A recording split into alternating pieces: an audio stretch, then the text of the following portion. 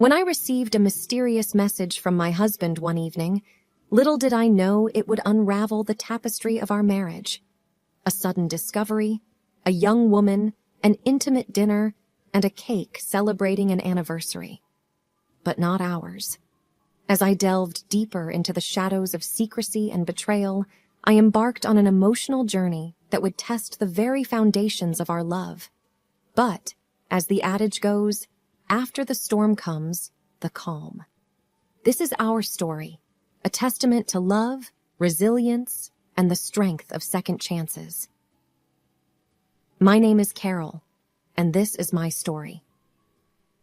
It was one of those quiet evenings. The air carried a chill, the last reminder of winter giving way to spring. I sat curled up on my favorite couch, watching reruns of old sitcoms when my phone buzzed with a message. Glancing at the screen, I saw my husband's name flash. "Don't wait up," was all the message read. I frowned, puzzled. He had never sent such a brief message without any context. We were both creatures of habit. Our weekdays were pretty much set in stone. Work, dinner, some quiet time together, and bed. It was our little ritual, a way to ensure we always spent time with each other, despite our busy lives. That's odd, I thought, trying to decipher the hidden meaning. It wasn't like him to be out without mentioning it to me, especially late at night.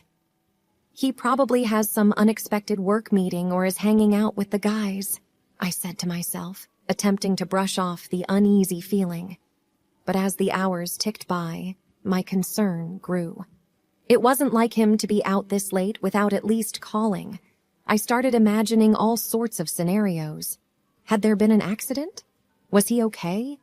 Maybe he was planning a surprise for our upcoming anniversary.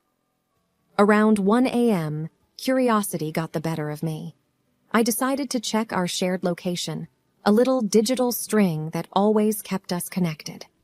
I expected to see him at his office, but to my shock, his location showed he was at the city's poshest hotel. What is he doing there? I wondered, my heart racing with anxiety. In a split decision, I decided to drive to the hotel. Maybe he was there for a work event, and I could surprise him, I reasoned. The streets were almost deserted, and the neon lights cast an eerie glow on the wet tarmac. The cool night breeze mixed with my growing trepidation. Arriving at the hotel, I parked my car and made my way to the lobby. The opulence of the place always left me in awe. Golden chandeliers, plush carpets, and soft jazz playing in the background. But tonight, it all felt like a blur. I was on a mission. I decided to check the hotel's restaurant first. Quietly slipping in, I scanned the place. And then I saw him. He was seated at a dimly lit corner table, but he wasn't alone. A woman, much younger than me, with cascading golden hair, sat across from him. They seemed engrossed in conversation, occasionally laughing, her hand resting on his. They were celebrating. A cake with the words, "Happy Anniversary," was placed between them. The world around me seemed to collapse. My head spun as my heart felt like it had been ripped apart. This can't be, I thought, trying to rationalize. There must be a logical explanation. Hiding behind a pillar, I strained to hear their conversation. Every word they exchanged felt like a dagger piercing deeper into my soul.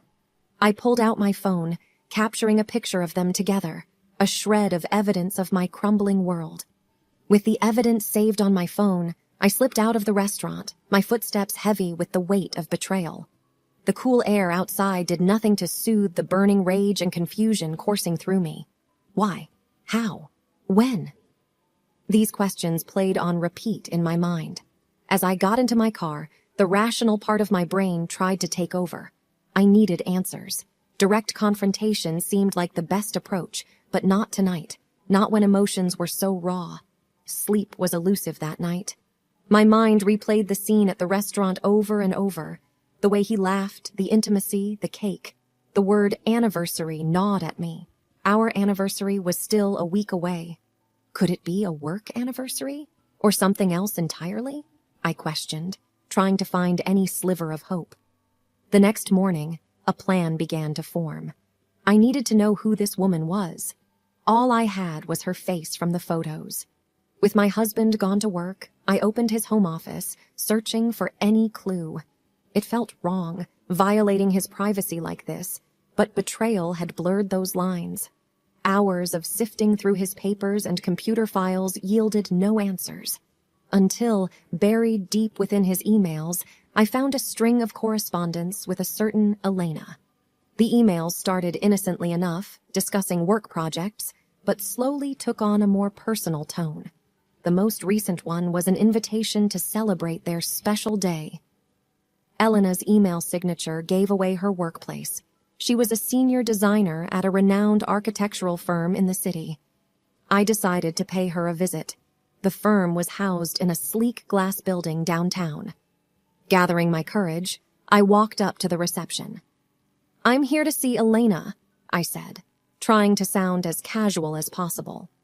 The receptionist eyed me suspiciously, but after checking her schedule, she said, "She's free right now. 12th floor, 4th door to your right." My heart raced as I took the elevator up.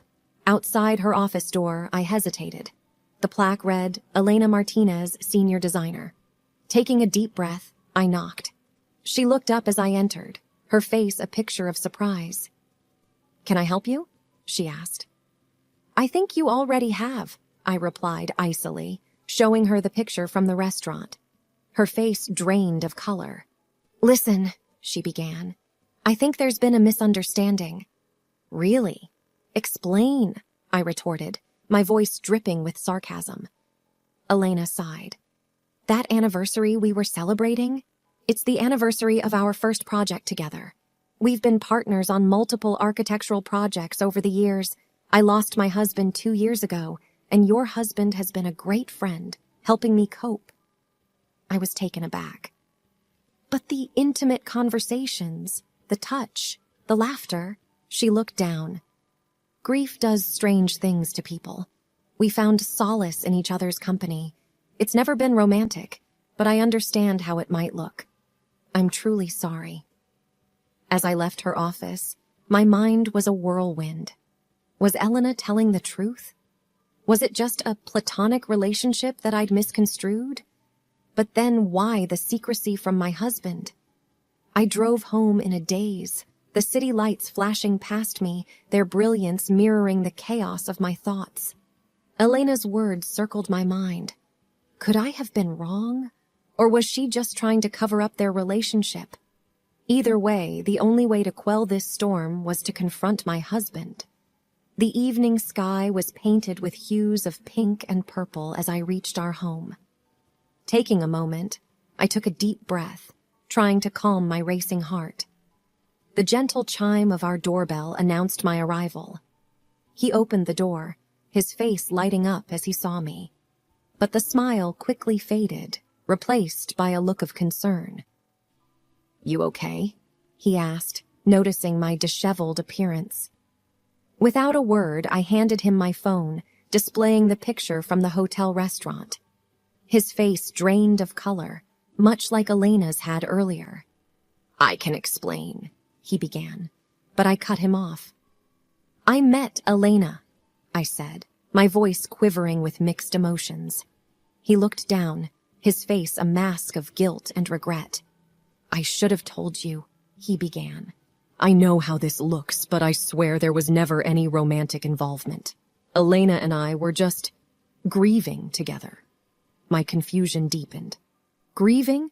Grieving what?" He hesitated. Then, with a deep sigh, he began, "A few years ago, we lost a huge project. It was going to be our legacy, a building that would stand tall for generations. But we lost it due to some internal politics and treachery. It hit both of us hard, especially Elena, as her husband had just passed away. We found comfort in shared sorrow. We promised each other that we'd bounce back, and every year, we celebrated the day of that loss as a reminder of our resilience." I looked at him, my eyes searching for any sign of deceit, but all I saw was raw emotion and vulnerability. Why didn't you tell me? I whispered. He took a deep breath. I didn't want you to see me as a failure. I wanted to be your rock, the strong one. And when we started meeting annually, it became our thing. I realize now how wrong I was in keeping it from you. Tears welled up in my eyes. The storm of emotions inside me, anger, betrayal, relief, and love, threatened to overwhelm. We promised transparency, I reminded him, my voice breaking. I know, he murmured, his voice heavy with regret. And I'm truly sorry. We stood there for what felt like hours, the weight of secrets and misunderstandings pressing down on us. But in that silence, a realization dawned. Our love was strong enough to weather this storm. The next few days were a whirlwind of emotions. We both took time off work, realizing that our relationship needed urgent mending. The walls of our house echoed with conversations, some heated, some tearful, but all essential. One evening, while sitting on our porch, watching the sunset, he said, "You know, in architecture, when a structure is weak, it's not always about tearing it down. Sometimes it's about reinforcing it, making it stronger." I looked at him, sensing the depth of his analogy. "Are we the structure in this scenario?" I asked with a half smile. He nodded. "Yes, and I believe we can reinforce our relationship, make it even stronger." There were counseling sessions, some jointly and some individually. We peeled back the layers of our relationship, understanding the cracks and figuring out how to fill them. The counselor emphasized communication and trust, two elements that had been eroding in our bond. During one session, our therapist handed us a pot with a tiny plant. "This is a symbol of your relationship. Nurture it, water it, give it sunlight, and watch it grow. But remember, it needs constant care." Months turned into a year. The pain of betrayal, though never forgotten, started fading, replaced by a renewed bond. We spent more time together, embarked on trips, and rediscovered each other. One day, I came home to find a small gathering of our closest friends and family in our backyard. I was surprised and looked at him questioningly. He smiled, taking my hand. "This is our recommitment ceremony," he whispered. There, surrounded by loved ones, we renewed our vows, promising to cherish, respect, and communicate. It was a simple event, but the weight of its significance was profound. The plant our therapist had given us had grown, bearing its first flower. It stood as a testament to our journey, from wilted hopes to blooming love. Life isn't about the storms, but how you navigate through them. We had weathered one of our biggest, and in its wake, found a bond that was more robust and more profound.